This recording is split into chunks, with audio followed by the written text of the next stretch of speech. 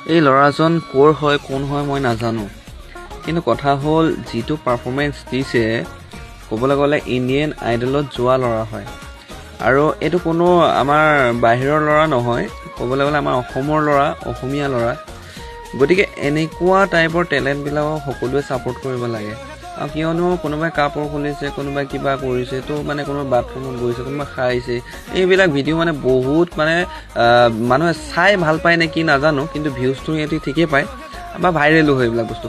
কিন্তু যিটো real talent সেইবিলাক মানুহে সদায় ছাপোৰ্ট কৰিব লাগে। এতিয়া তোমালোকে ছাপোৰ্ট কৰা নকৰা নাজানো, কিন্তু মই এনেকুৱা ভিডিঅ'বিলাক ছাপোৰ্ট কৰোঁ, খুব ভাল পাওঁ। আৰু ল'ৰাজনৰ আগুৱাই যোৱাত সকলোৱে হেল্প কৰিব লাগে। এনেকুৱা টেলেণ্ট সকলোৰে নাথাকে যিহেতু, গতিকে আমাৰ অসমৰ অসমীয়া ল'ৰা হয়, আৰে সকলোৱে ছাপোৰ্ট কৰিব লাগে, কথা সেইটো। আৰু মাইকেল জেকচনৰ কপি বহুত আছে, কিন্তু ডান্স প্ৰত্যেকটো ষ্টেপ চোৱাচোন কি ধুনীয়াকৈ মানে পাৰফৰ্মেঞ্চ দিছে। গতিকে এইটোতো আৰু ছাপোৰ্ট কৰিবলৈ কথা হয়েই।